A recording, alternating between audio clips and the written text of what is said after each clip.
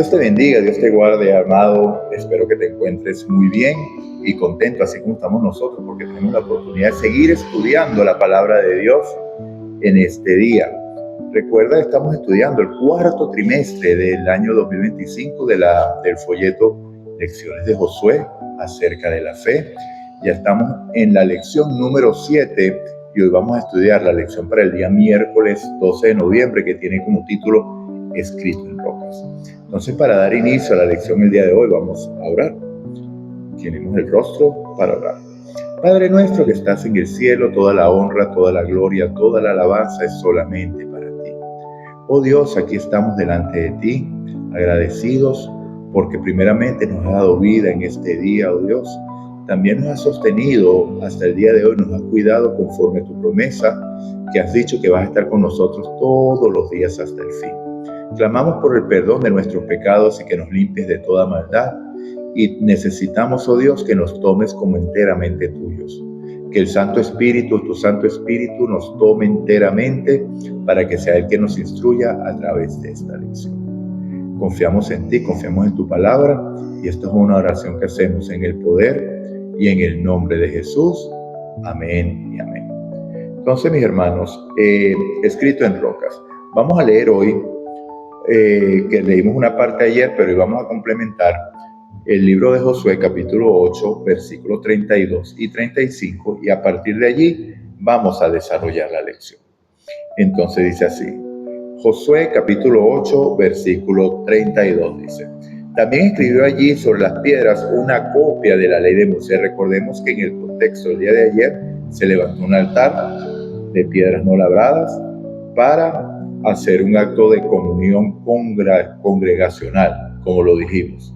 Recordemos que estamos circuncisión, Pascua y ahora un altar que se levantó ayer. Entonces vemos cómo va pasando de lo personal a lo colectivo la relación con Dios. ¿Pero por qué? Porque venía el momento en que las promesas de Dios iban a ser cumplidas, las promesas terrenales de Dios iban a ser cumplidas, entonces debían afianzar la relación con el Señor para poder avanzar a tomar posesión de la tierra. Entonces, en ese contexto, vamos al versículo 33. Todo Israel, tanto los extranjeros como los naturales, con sus ancianos, oficiales y jueces, estaba de pie a uno y al otro lado del arca, en presencia de los sacerdotes levitas que llevaban el arca del pacto de Jehová. La mitad de ellos estaba hacia el monte Gerizim y la otra mitad hacia el monte Ebal, de la manera que Moisés, siervo de Jehová, lo había mandado antes para que primero bendijeran al pueblo de Israel. Después se leyó todas las palabras de la ley, las bendiciones y las maldiciones conforme a todo lo que está escrito en el libro de la ley. No hubo palabra alguna de todo cuanto cuanto mandó Moisés que Josué no hiciera leer delante de toda la congregación de Israel, de las mujeres, los niños y los extranjeros que habitaban entre ellos. Entonces no hay nadie que no escuchó. Okay. Entonces, ¿qué puedes complementar allí? Bueno, continuando con el análisis de esta lección, vemos que es la continuación de la de ayer, que era altares de renovación. El altar no solamente se hizo para hacer el holocausto, ni como un monumento para ser visto, sino que tiene una connotación aún más especial, que es escribir la ley en esas piedras. Este acto era como el sello final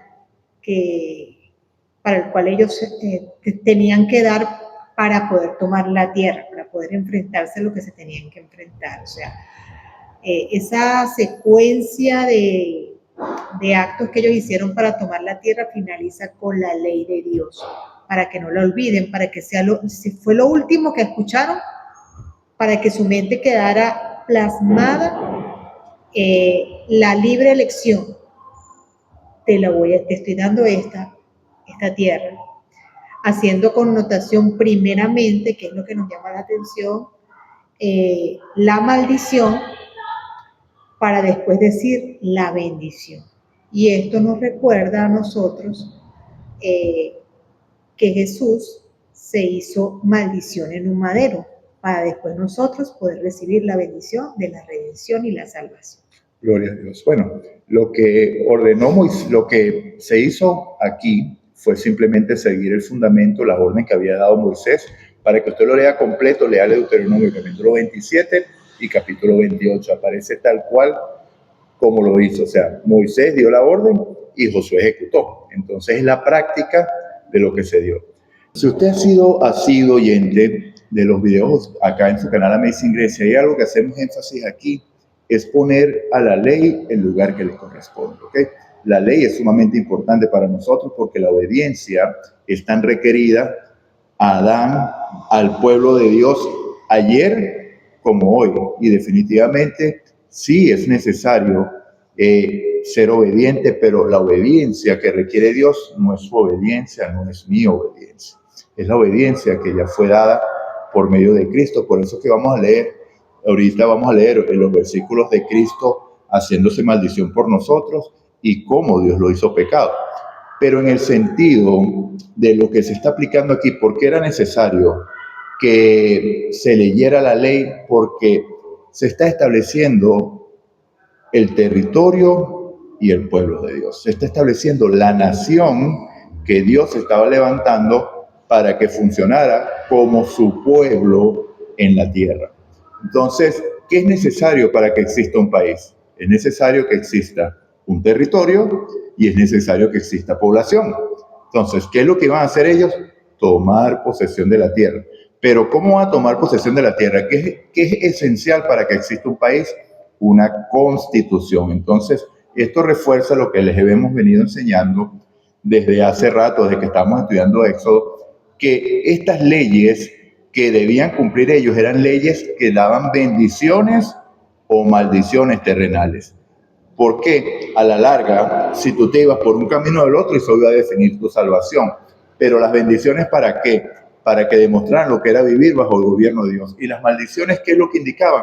Que estabas alejado del gobierno de Dios. Que no estabas viviendo bajo las normas del país en el cual entraste a tomar posesión. Porque, ¿quién era el rey en ese momento del país? Dios. Por supuesto que Dios. Entonces, ¿cómo lo vemos? Porque después vemos en el caso cuando Samuel, que ellos pidieron un Dios como las demás naciones.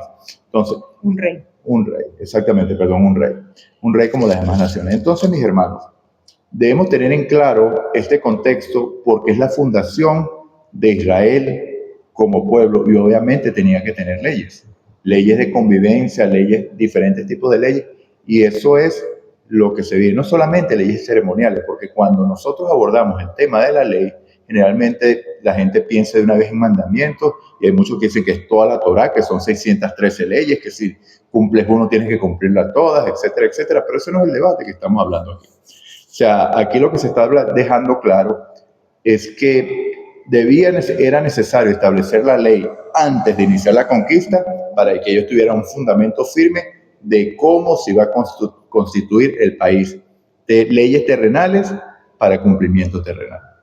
¿Okay? Entonces, por eso estaba escrito en un libro ordenanzas y preceptos que habían de ser seguidos. Era necesario, porque si tú no la cumplías, ya no eras parte del pueblo. Fíjense que acabamos de leer en Josué, en el capítulo 8, el versículo 33, que todo Israel escuchó, extranjeros, mujeres y niños. O sea, nadie dejó de escuchar la ley y no hubo una palabra que Josué no la dijera.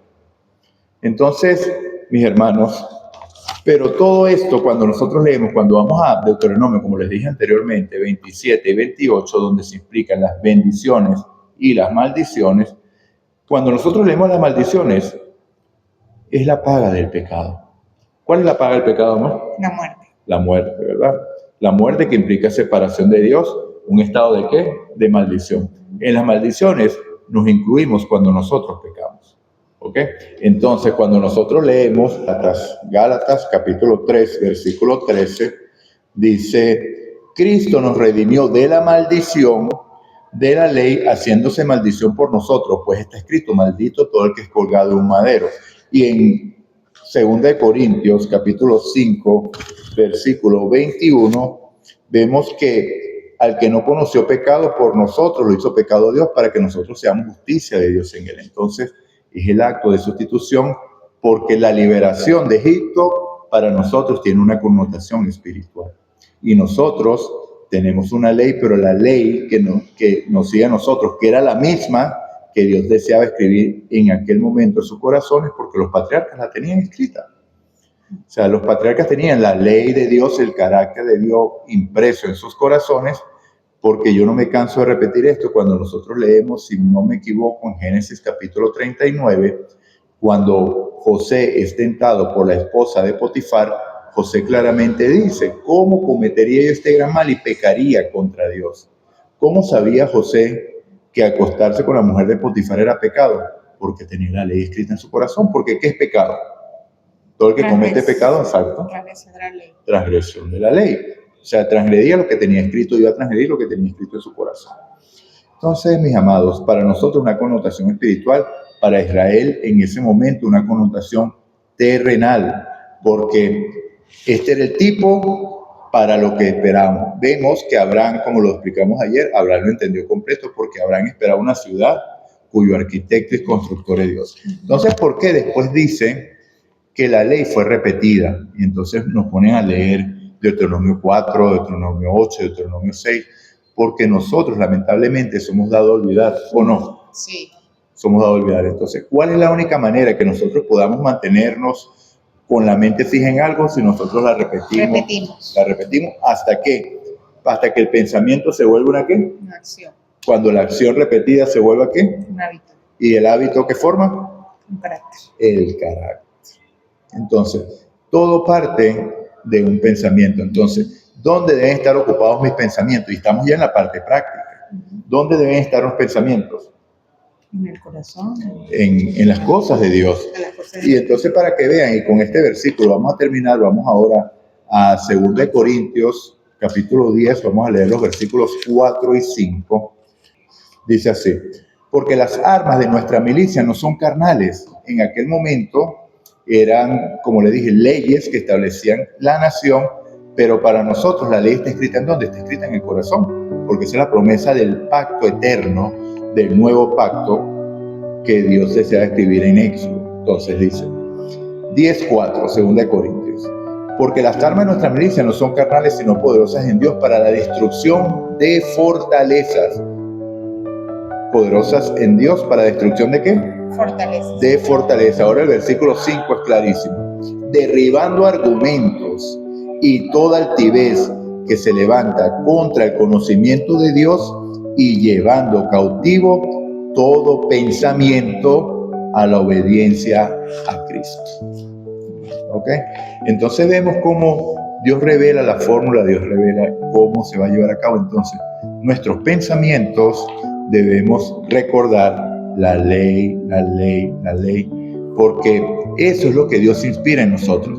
No es necesario ni siquiera esforzarnos tanto en recordarlo, porque el Espíritu Santo va a hacer ese trabajo. Entonces, ¿en qué es lo que nos debemos esforzar nosotros? En no rechazar ese pensamiento cuando llega a nuestra mente. ¿Sí? Porque ¿cuál es el primer paso? El que quiera venir en pos de mí, ¿qué es lo que dice el Señor? Niéguese a sí. Niéguese a sí mismo, porque la carne ¿qué va a buscar? Los deseos de la carne. Los deseos, satisfacción. Entonces, el Espíritu viene a frenar eso, porque generalmente los deseos de la carne son contra los deseos ¿de qué? Del Espíritu. Entonces la carne nos quiere llevar a pecar, porque nuestra carne es pecaminosa y ahí quiere satisfacción. Bueno, mis hermanos, entonces espero que les haya quedado claro por qué escrita en rocas, porque se está escribiendo la constitución del pueblo de Israel. Y bueno, quisiera agregar algo. Claro que sí. Dice, parte de lo que es la lección de hoy, dice: los sacrificios que se llevaban allí señalaban a Jesús, quien puso sobre sí todas las consecuencias resultantes de la deslealtad al pacto, para que quienes creyeran en él pudieran disfrutar de su bendición. Amén, gloria a Dios. Por eso que les hago énfasis. Mucho se ha dicho entre pacto antiguo y pacto nuevo. Por eso les recomendé, cuando estamos leyendo, estamos estudiando Éxodo, que se leyeran el capítulo del patriarca y profeta que se llama La Ley y los dos pactos, para que lo tengan más claro. Okay, no vamos a profundizar porque ya el video está algo largo.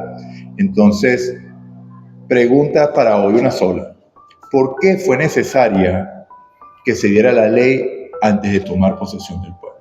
Entonces escriba la respuesta en los comentarios y bueno, vamos a orar para finalizar. Padre nuestro que estás en el cielo, toda la honra y gloria es tuya, Señor. Gracias te damos, oh Padre, por tu palabra. Gracias te damos, oh Padre, porque todo detalle ha sido cubierto ya por ti, Señor.